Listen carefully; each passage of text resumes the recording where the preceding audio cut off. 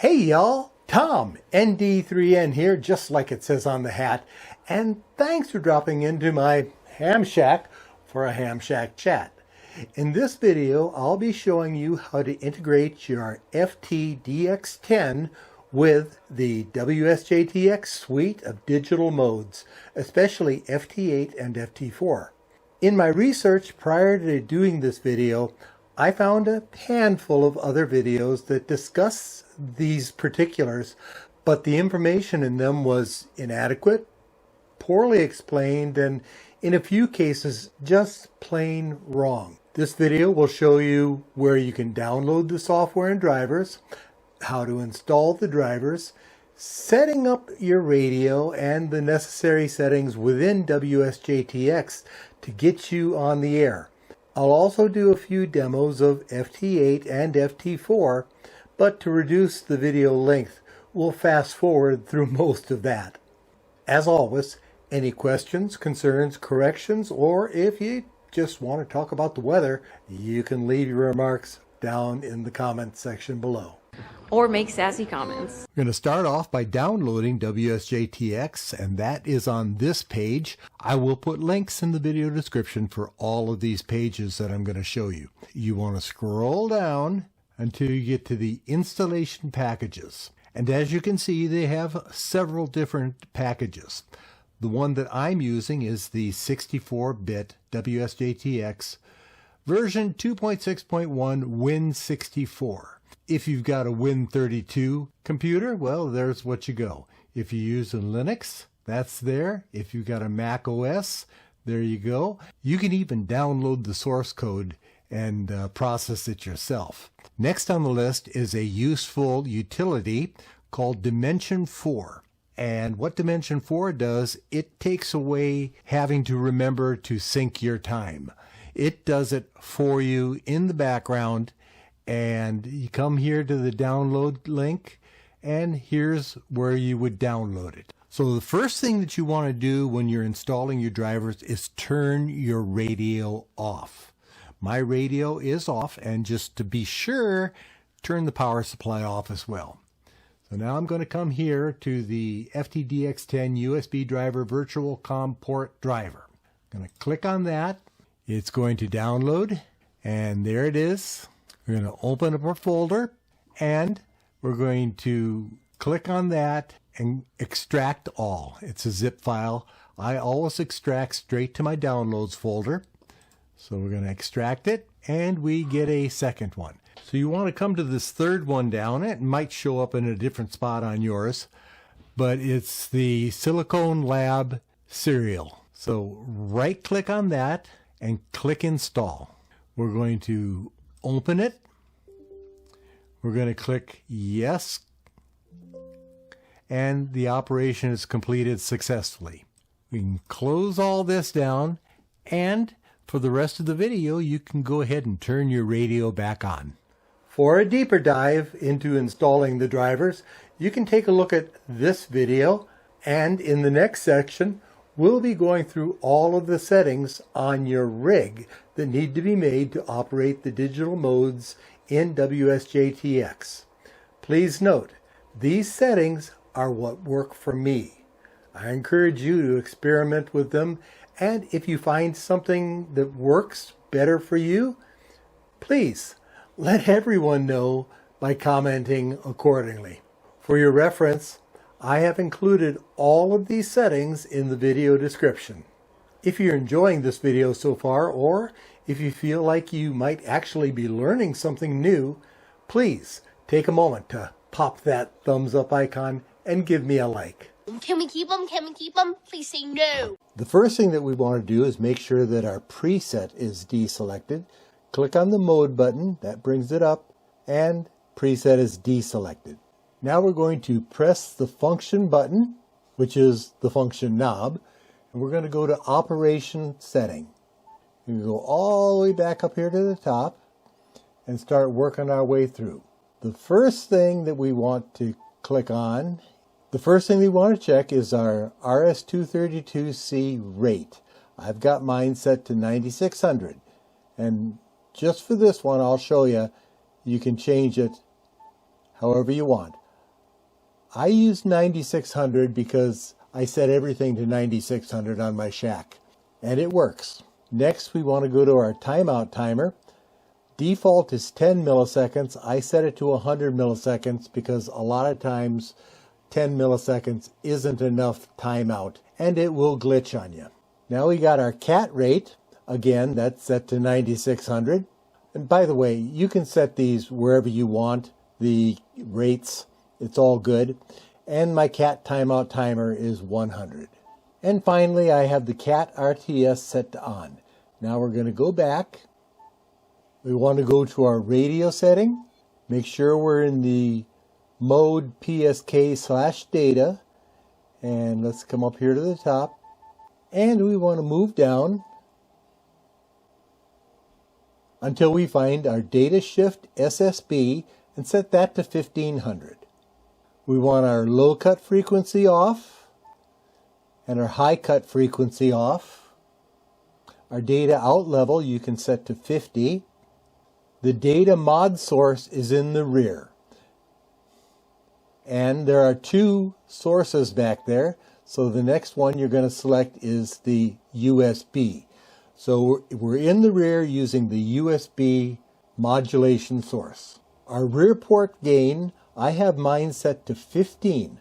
The reason for this is there is a slide adjustment on WSJT-x that will allow you to adjust your ALC. This gain puts me about in the middle of the slider, so it gives me a little up and down. I encourage you to experiment, find out what works best for you.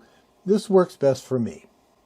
And finally, our rear PTT select is DAKY, D-A-K-Y.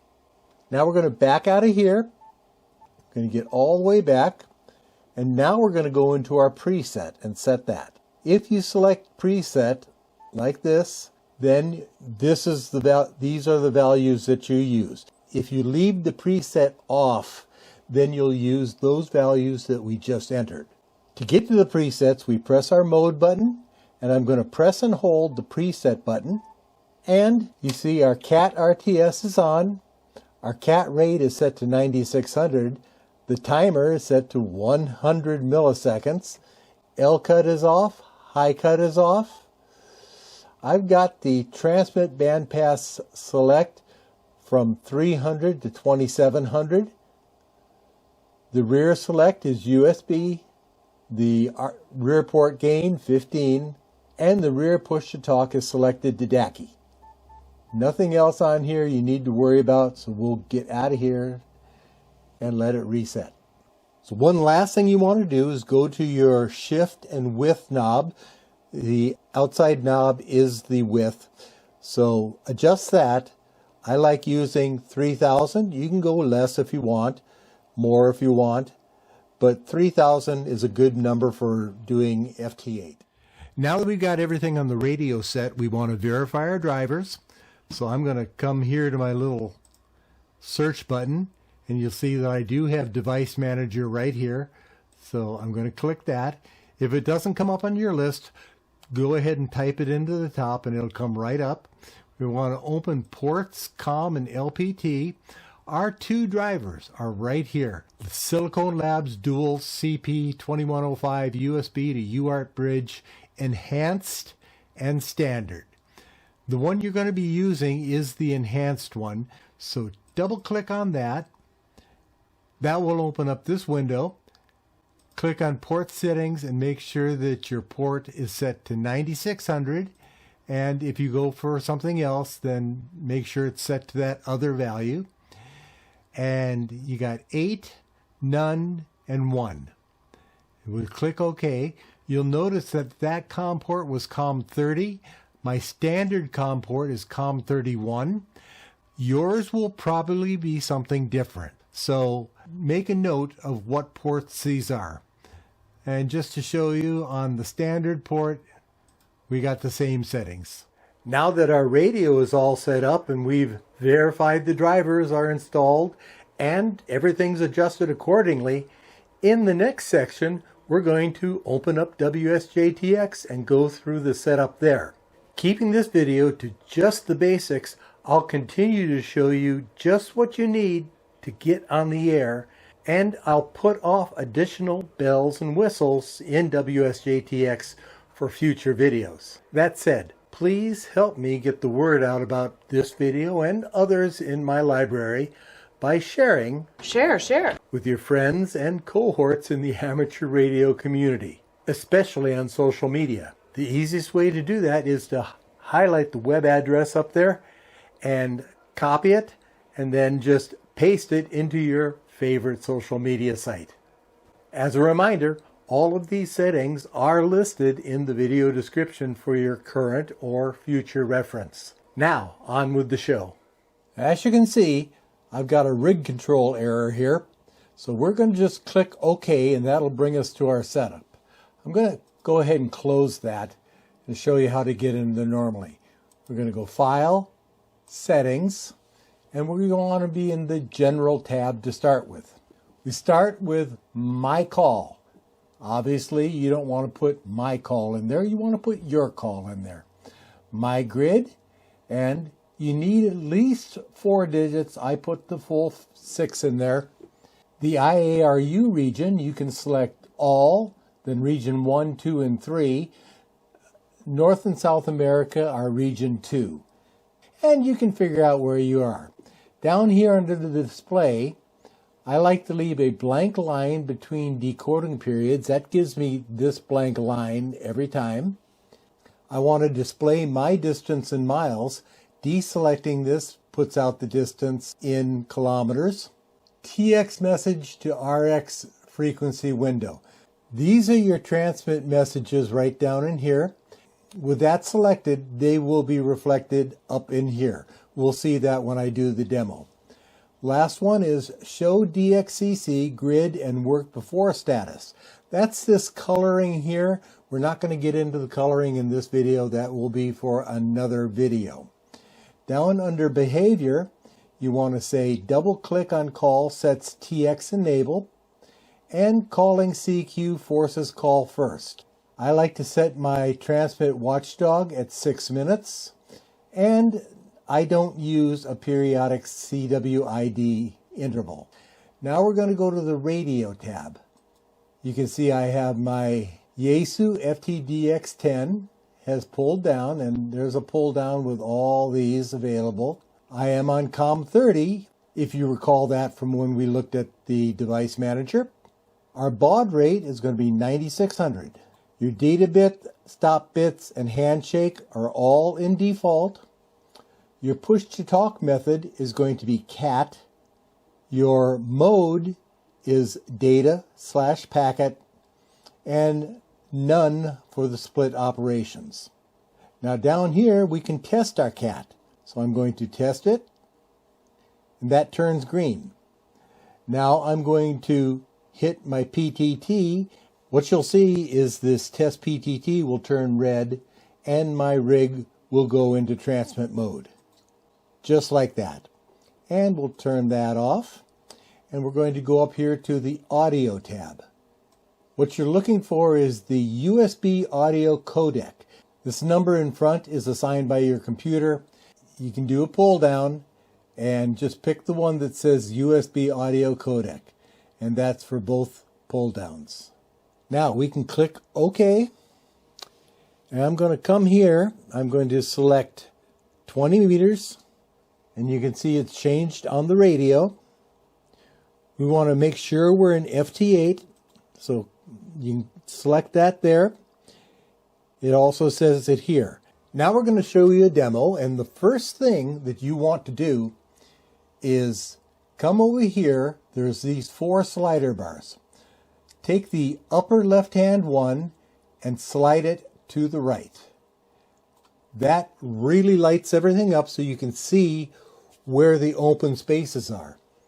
And I've got a nice open space right out here at 2100-ish. Now we can go ahead and dim those back down, make them comfortable. I like to leave it to where just my hottest signal is showing just a hint of red. I think right about there is good.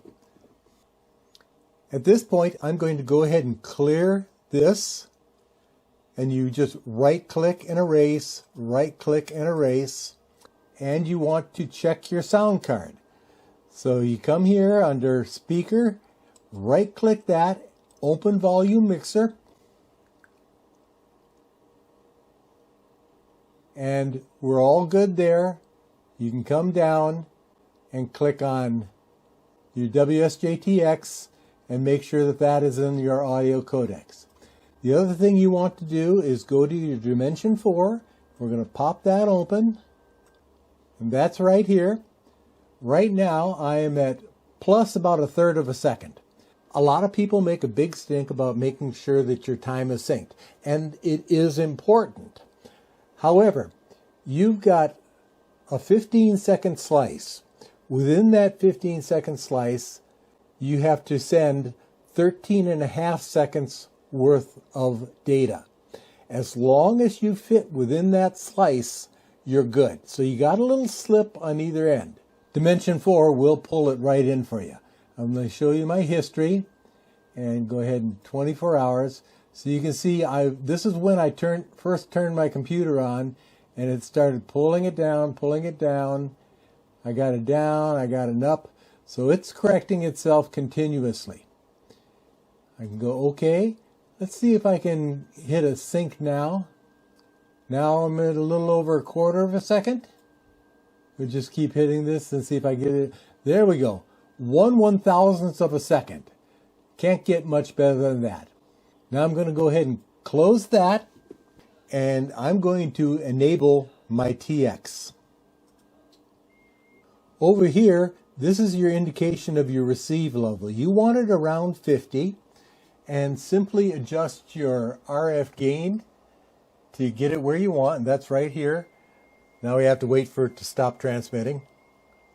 So I'm going to turn it up, and you can see how as I'm adjusting it, it's going up and down. So right in there is good. At this point, I'm going to skip ahead until somebody comes back to me. This is called running the frequency, and I've got all these people here who are might come back to me. Once I get a contact, we'll fast forward through that contact.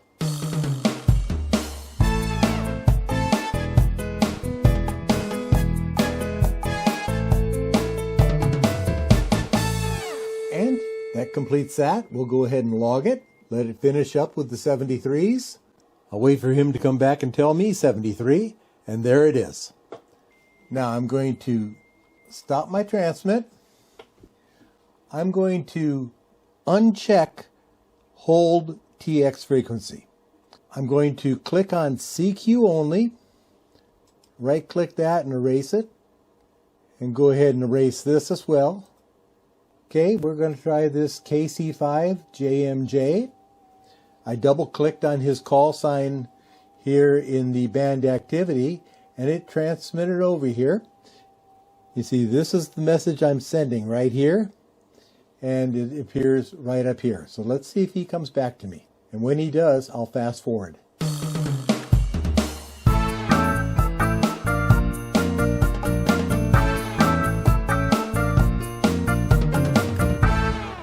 And we'll log this one. Now you might notice up here, there are a few people working. This is actually pretty quiet for the band. But you can see there are people on top of each other. There are multiple signals. Here I count 1, 2, 3, 4, 5, maybe 6 different people on that same frequency. There are times when FT8 is so busy that it's just not any fun. Just trying to find a place to work, or trying to make sure that you're not going to be overrun by somebody else. In that case, I recommend we go to FT4. So I'm just going to click on the FT4 here. So here we are on FT4. The first thing you should notice is the signals are wider. That's because they're packing the same amount of data into a shorter space. Instead of 15-second slices, we now have 7.5-second slices. I've moved up to 15 meters, and you can see that reflected on my rig. And let's see if we can spot somebody we can talk to.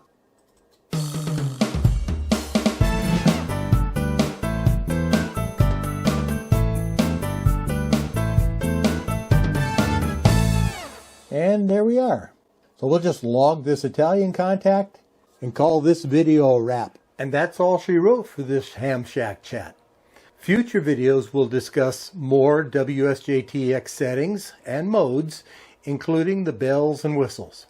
I'll also be integrating WSJT-x with Grid Tracker and several logging programs such as Log4OM, HRD Logbook, my personal favorite, N3FJP Amateur Contact Log. I hope you've enjoyed this as much as I enjoyed putting it all together for you. 73 until the next Hey Y'all. As always, I am your humble servant. This has been a Ham Shack Chat. I'm Tom, ND3N, and I am out. That was too much information.